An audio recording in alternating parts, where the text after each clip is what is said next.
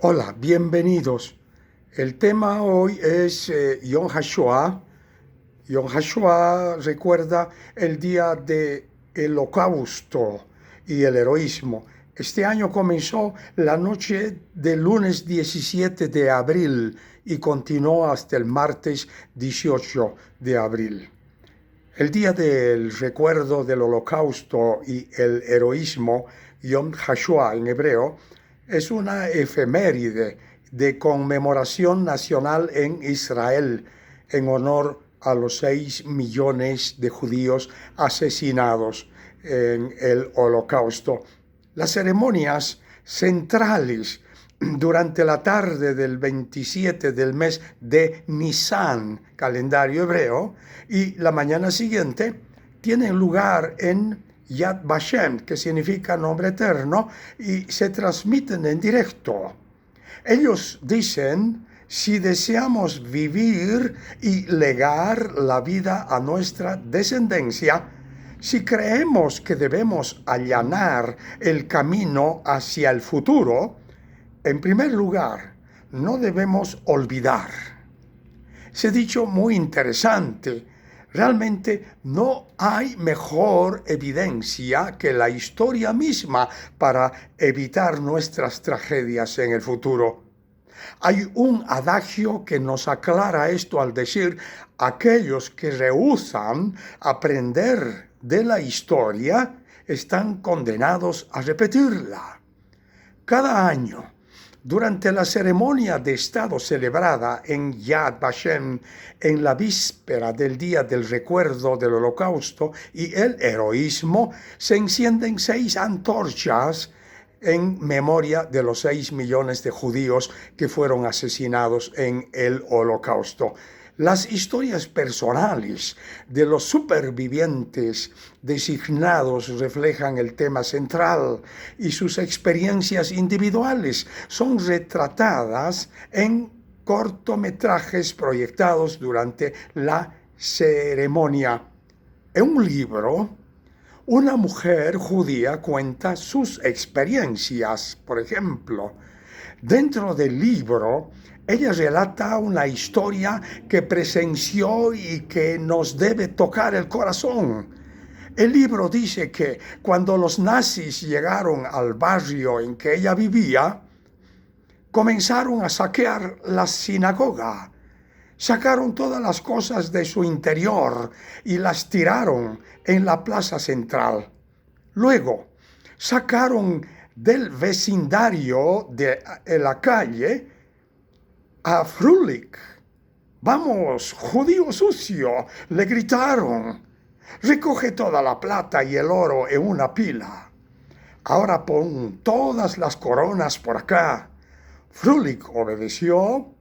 «Ahora desviste esos libros elegantes que ustedes llaman Torá. Van a ver, de todos modos, que no son tan sagrados como ustedes creían». Frulik solo iba a la sinagoga para la celebración de Rosh Hashanah y Yom Kippur y Simchat Torah. Él no iba a la sinagoga en la semana ni en la Shabbat, que es el recibimiento del día del sábado, o la Kabbalat Shabbat. Tampoco nunca tuvo el honor de leer la Torá. Y ahora, ¿qué querían los de la SS? ¿Estás soñando acaso, judío asqueroso?, le gritaran. ¿Acaso no me escuchaste? Desviste los pergaminos. Frulik levantó una Torá que estaba en el piso. Estaba sucia con tierra. Vestida con un hermoso traje, levantó la Torá, la puso cerca a su corazón como lo hacía en Simchat Torah. Sus manos temblaban, su corazón latía muy rápido. «Ah, es toda mía», pensó. La abrazó muy fuerte, la besó con mucho amor. «Ahora desvístela en el piso», le gritaban. «¿Escuchas?». Frulik estaba en su mundo Ya no escuchaba los gritos de los nazis. Abrazó cada vez más fuerte la Torá. «Haz como te mando, o te mato», le gritaron. Fröhlich les miró y les dijo: «¿Cómo puedes decirme que haga eso? ¿Acaso no nos conoces?» Fröhlich abrazó a su amada Torá y danzó con ella. Él la agarró con más fuerza, saltando aún más alto, gritando de alegría cada vez más rápido. Saltó con su Torá. Cientos de ojos ansiosos observaban desde las ventanas del barrio, pero allí, temerosos, pedían por un milagro. Sin embargo, 2 disparos atravesaron el aire. Uno para Fröhlich, el barbero, otro para su Torá. Todavía abrazados, cayeron Fröhlich y su Torá unidos en una eterna unión de amor. Esta historia nos recuerda que cada judío tiene un tinte levita, esa pequeña chispa del judaísmo que es indestructible. No importa cuánto una persona trate de dejar su judaísmo, hay una parte de él que simplemente no puede escapar. Esto lo podemos apreciar en Simchat Torah, donde vemos que todos bailan con la Simchat Torot. Aún así, sea que se encuentren en lo más cercano del judaísmo o cuán alejados estén de él, no importa, porque esta chispa judía la llevamos todos por igual. En algunos se ve más claramente, en otros está más escondido, pero está ahí por siempre, para siempre, como Fröhlich murió abrazando a su Torá. La vida se paralizó en todo Israel durante 2 minutos el lunes 17 de abril bajo el sonido de sirenas para recordar el día del Holocausto, en memoria de los millones de víctimas judías del nazismo durante la Segunda Guerra Mundial. Para entender a Israel es necesario comprender el Holocausto. 78 años después de finalizada la Segunda Guerra Mundial, en la cual una tercera parte del pueblo judío fue aniquilada por la muy planificada y nunca antes habida maquinaria de matanza de los nazis. El trauma todavía sigue incrustando en el ADN colectivo de los israelíes, como si hubiera ocurrido la semana pasada. La generación de los sobrevivientes va disminuyendo, quedando tan solo algunos miles de israelíes que tuvieron que presenciar ese terror. Para el año 2013 se contaban en unos 200.000 sobrevivientes. Han pasado 10 años y seguramente muchos de ellos ya no están con nosotros. De todas maneras, la segunda y la tercera generación están a su lado, es decir, a la sombra de las cámaras de gas, y se han comprometido a nunca olvidar y abregar el nunca más. En Israel se ha realizado un debate complejo sobre el rol que el Holocausto debe jugar en la vida diaria de Israel y de cómo se debería recordarlo. Algunos argumentan que el Holocausto no puede compararse con nada. Dicen que el término Shoah, aniquilación sistemática en nuestro idioma, nunca debería ser usado en ningún otro contexto. ¿Cómo puede compararse a los millones de judíos indefensos enviados a la muerte en Europa el siglo pasado? Mientras los aliados y el occidente miraban hacia otro lado y se negaban incluso a bombardear esos campos de exterminio, de muerte, bebés, niños, adolescentes, jovencitos, adultos y ancianos. Ninguno de ellos nada tenía que ver con esa guerra. Fueron sacados de sus casas y llevados por miles a los campos de concentración. Se les arrebató sus propiedades y tenencias. Nada ha sido tan espeluznante como la creación de toda una maquinaria nacional para hacer desaparecer de la faz de la tierra a todo un pueblo, como lo fue el pueblo judío. Estos no pudieron reclamar justicia. Independientemente de la posición que se tenga al respecto, el peligro de un holocausto hoy en día está presente en la cabeza y el pensamiento de los israelíes, como lo estuvo hace más de medio siglo atrás. Los israelitas nacen con este trauma, lo viven, lo respiran y crecen con la conciencia de ser la única nación en la historia contra la cual se implementó una maquinaria de aniquilación eficiente y que ellos son el único pueblo que ha sido arreado en masa a un matadero gigantesco. Y no por haber perdido una guerra, ni por haber cometido un crimen, ni por una sola razón. Sin embargo, por existir en el mundo, por ser pueblo, el pueblo del libro. Tras esto está Satanás. Realmente, su conspiración es contra la autoridad de Dios y sus decretos. No podemos ignorar que las leyes de Dios dadas a Israel han venido a ser la base en las decisiones en cuanto a lo bueno y lo malo que las naciones han adoptado en sus leyes. Sin duda alguna, Israel fue llamado por Dios para una obra extraordinaria, pues se resalta la posesión exclusiva y redimida de Dios sobre este pueblo en el contexto de separación. Israel fue llamado al servicio de Dios. Por eso se le dijo, tú eres pueblo santo.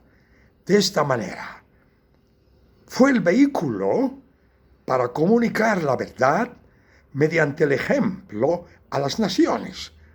Pues Israel recibió la revelación de Dios, el conocimiento de su santidad y justicia. Hay algo más. Jeremías 31, verso 35 al 36, nos asombra al decirnos que sin los judíos la nación de Israel no puede existir. Y si eso puede acontecer, antes dejarían de estar en sus lugares los astros. Quiere decir que Israel, como nación luz a las naciones, de la misma manera que las otras leyes que vemos en el universo, deberán concretamente alumbrar hasta el fin de los tiempos. Puede leer Isaías, capítulo 60, verso 1 al 3. Con tanta seguridad como los cuerpos celestes continuarán su rumbo establecidos, conforme a la voluntad del Creador, y como el mar rugiente le obedece, así los judíos continuarán como pueblo apartado para cumplir su propósito ya definido. La restauración de Israel, su crecimiento y establecimiento están aseguradas por su promesa, su pacto y su voto. Respecto a Israel, Pablo escribe en Romanos capítulo 11, verso 29, porque irrevocables son los dones y el llamamiento de Dios. El que se mete contra Israel, se mete contra Dios. Todo aquel que tenga planes de arremangarse y meter sus manos en este polvorín, debería saber todo sobre esta llama eterna que arde debajo del mismo. Y este no es el caso de las personas que tratan de intermediar en este conflicto, sino especialmente la de sus adversarios y asociados en el conflicto, como ser los palestinos. Entonces, ¿cuál es la verdad? ¿Por qué el mundo odia a Israel? ¿Cuál es el verdadero motivo? Ciertamente tiene que ver, o tiene que ser más bien a causa de la revelación de Dios que hace de sí mismo a través de este pueblo en las Escrituras, sin obviar el estado en que se encuentra la humanidad a causa del pecado. Lo que el Señor Jesús le dijo a una samaritana en el Evangelio según San Juan, capítulo 4, verso 21, lo dice también a todo el mundo. Vosotros adoráis lo que no sabéis. Nosotros adoramos lo que sabemos, porque la salvación viene de los judíos. Tremendo. ¿Qué dirían los nazis de estas palabras de Jesús? Y más que todo, ¿qué pueden decir los árabes? ¿Qué pretenden buscar a Dios ellos desde un abismo profundo y oscuro? Si la salvación viene de los judíos, es porque de ellos más bien, recibimos las Escrituras, las cuales dan testimonios de aquel que es el dador de la vida. Pues en el Mesías Jesús se cumple todo propósito. Lo que Jesús le estaba diciendo a la samaritana es: si realmente quieres saber la verdad sobre la adoración, la encontrarás no en la fórmula de tus padres, ni en la religión que profesas, sino en la relación de tu corazón con Dios. Debes tratar con Él a través de su espíritu y con base en la verdad, lo cual excluye el tipo de vida que estás viviendo. Realmente, Jesús es el camino y la verdad y la vida. Nadie va al Padre sin Él. Jesús superó los obstáculos de la indiferencia, el materialismo, el egoísmo, la corrupción moral, el prejuicio religioso, la ignorancia y la falta de definición del mundo incrédulo al buscar la verdad lejos de ella. Cuando leemos el Antiguo Pacto, miramos a Israel casi en todas sus páginas. Es importante leer y estudiar el Antiguo Pacto para entender su significado, porque uno, es la historia sagrada de los tratos de Dios con el hombre. 2, contiene la revelación de Dios de sí mismo al hombre como el eterno y soberano creador de todas las cosas, que domina los asuntos de todas las naciones.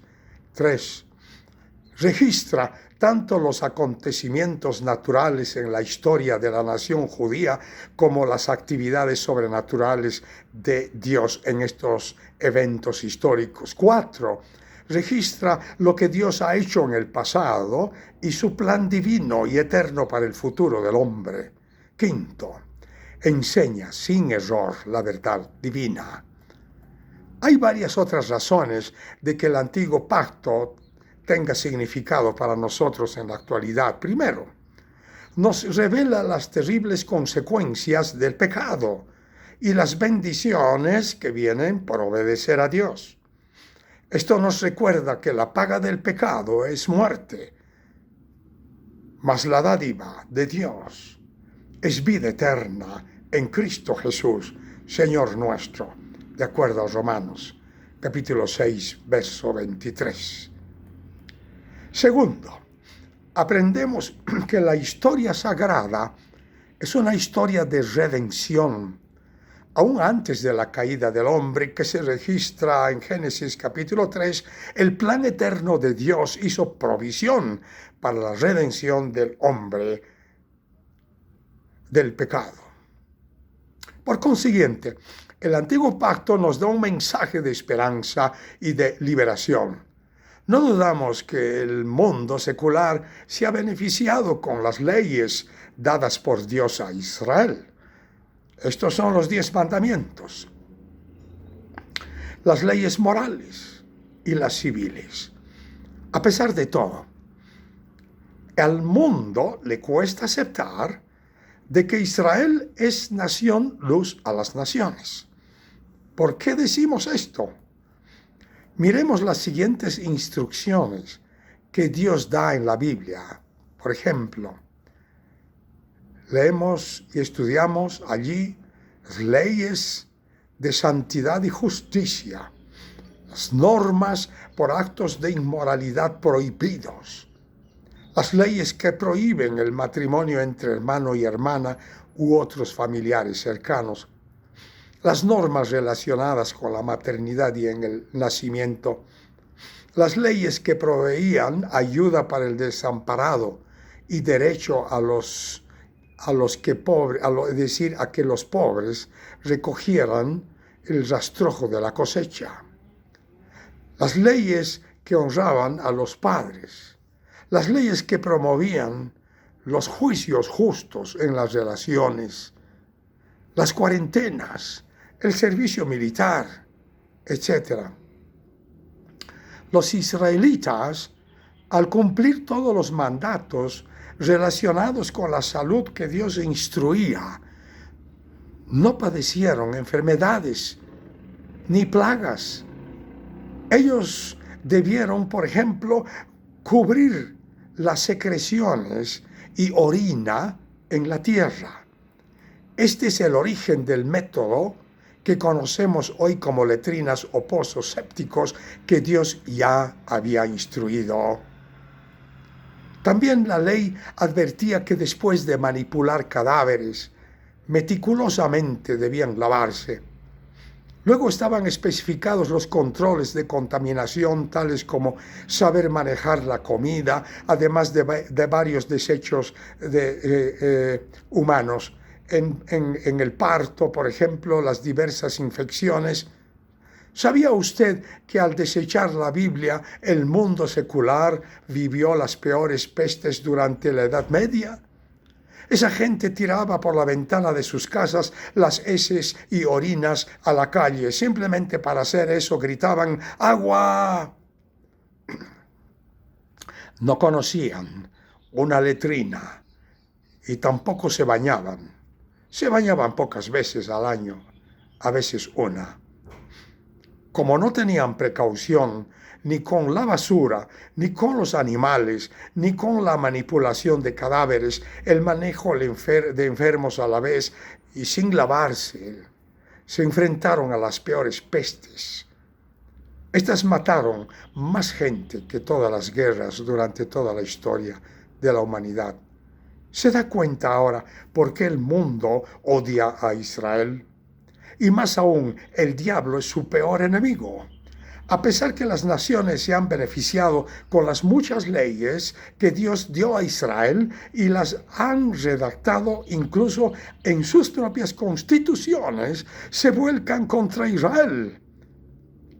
Todos los legados sobre las leyes, tanto las leyes romanas, griegas o cualquiera que ellas se encuentre, están realizadas de alguna manera centradas en una raíz original, que era la Torá, la ley de Dios. Allí hay 613 leyes, de las cuales ninguna de ellas fue ignorada. Sería un plagio que las leyes nuestras, tanto romanas, griegas, dirían que ellos son los que han dictado estas leyes, pero no es así. Es obvio que el diablo quisiera que el mundo perezca sin el conocimiento que puede hallar en la bendita palabra de Dios en la Biblia.